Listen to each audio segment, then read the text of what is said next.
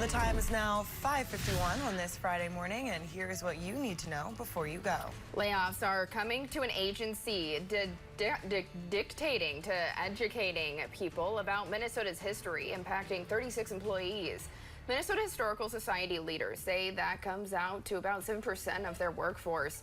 Leaders say the changes will address a structural deficit caused by rising costs, changing customer patterns, and lower revenue. The Historical Society will also change programs at some locations in our area. The Snake River Fur Post in Pine City will now focus on free self-guided outdoor experiences.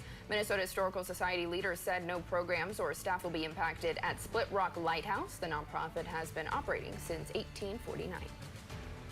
And care is beginning again at Solvay Hospice House in Duluth after services were stopped during the nurses' union strike. As we reported, the hospice house temporarily paused care on July 1st. Solvay leaders made that decision, saying the facility relies on essential health nursing staff. Yesterday, Solvay Hospice House reopened and started welcoming residential hospice patients. Although the nurses' strike ended, contract negotiations between Essentia and some of the entities within the Minnesota Nurses Association are ongoing.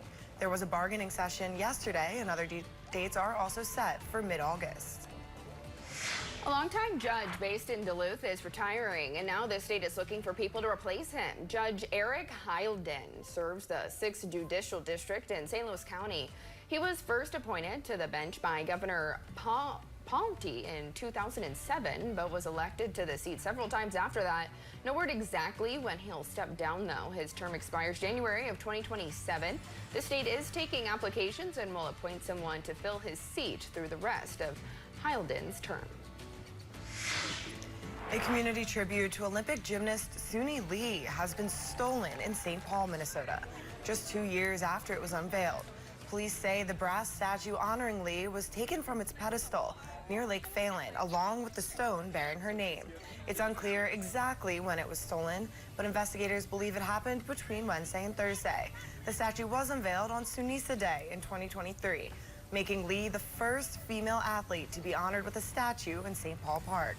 The Olympic gold medalist was recently recognized at the ESPYs as Best Comeback Athlete after battling kidney disease. So far, no suspects have been named and no arrests have been made. The recent air quality in the Northland has been a concern for humans, but steps are also being taken to help protect our furry friends from the haze. Animal Allies Humane Society in Duluth has been taking some precautions at their shelter due to the air quality. The shelter's dogs can still go outside, but only for a brief amount of time. All of their strenuous activity and play must be indoors. They said that these precautions are to help protect the animals like we would ourselves.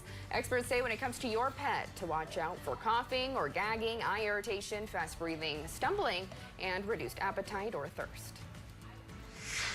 Young students from one of Duluth's international sister cities have landed in the Twin Ports. As part of a cultural exchange program, a group of middle school students from O'Hara, Japan will be visiting North Shore landmarks for the next few days. This exchange program is the second half of a year-long partnership, which began when Duluth students traveled to O'Hara in the summer of 2024. Yesterday, a welcome picnic was held at Anger Tower's Japanese Peace Bell Garden. To conclude the exchange visit, there will be a farewell picnic at the Lafayette Community Building on Park Point next Tuesday to wish the students safe travels back home.